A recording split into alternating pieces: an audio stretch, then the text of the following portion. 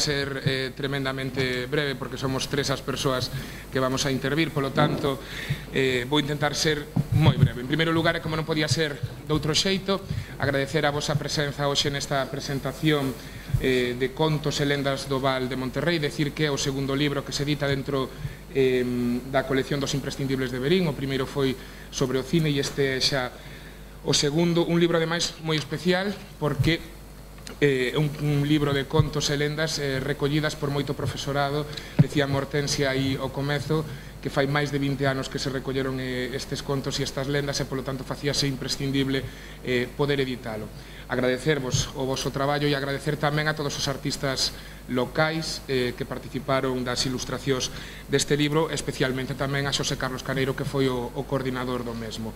Eu non vou a tardar máis e polo tanto xa lle deixo a palabra a Gerardo Sebano, alcalde, para que vos faga el tamén unha pequena introducción. Boas tardes. Este libriño tan bonito, ten unha presencia impecable, é algo máis con libriño. É o resultado dunha obra colectiva, pero unha obra colectiva moi especial. Recolle contos de hai máis de 100 anos, que nos recolle son os nenos que os oíron dos seus avós, que non encaderna e que nos dirige foi, que non encaderna non, pero que nos dirigiu foi Caneiro.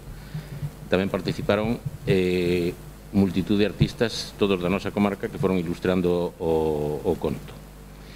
A nosa idea sempre foi facer unha publicación temporal e que abarcase a maior xente posible. Este é unha, quizá hasta ahora, o éxito máis importante ou o máis significativo no sentido de obra colectiva de todos.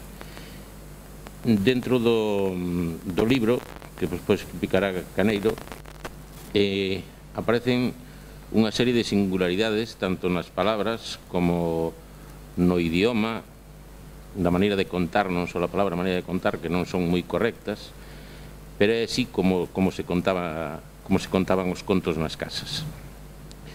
Entonces, esta tradición que se foi facendo ao largo dos anos, pensamos que este libro que a recollera e que sirva dentro de X anos como un resumen do que pasou aí un montón de tempo. Con isto non quero dicir nada máis, darlle a palabra a Caneiro, que ele sabe máis ben de que vai o libro.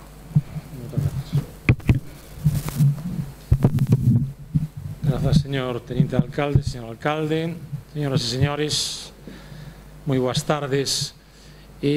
Para min un prazer presentar esta obra que, como ben dicían os compañeiros de mesa, é unha obra colectiva que xurdiu non hai uns meses ou uns anos, senón hai máis de 20 anos xa. Xorde nun seminario que tiven a honra de dirixir de profesores da comarca de Monterrei, que pretendíamos estudar singularidades da terra de Verín, non só do Verín capital, do Verín cidade, senón tamén dos povos do arredor. Xuntamos un grupo que estaba formado, quero citar os seus nomes, polos profesores Lidia Salgado González, Rosa de la Parra Martínez, Hortensia Arcos Fernández, Serafín Vázquez Álvarez, Xoán Vieito González Álvarez, Xesús Gómez García e Xesús Lantes Vitureira. Eu coordinaba ese equipo e os meus compañeiros o único que fixeron foi trasladar as ideas aos seus centros e un labor moi meritorio ese de estimular, impulsar aos nenos para que fosen capaces de conseguir que os máis vellos do lugar lles contasen as historias, as lendas que eran típicas da súa terra. Traballamos con máis de 1000 entradas que se foron peneirando aos poucos, que chegaron a min e a dúas persoas que daquelas traballaban tamén comigo, que son Abelardo Vázquez e Susana Novoa. Non sei se Abelardo é o apelido é Vázquez, pero bueno, en todo caso é Abelardo, que daquela traballaba comigo. Botaron unha man e eu dediqueime a darlle forma máis ou menos literaria a eses relatos. quixen conservar a oralidade, porque estamos a falar de tradición oral, pero tamén quixen que tivesen unha certa apariencia artística e literaria. Entón, refundín todas esas entradas.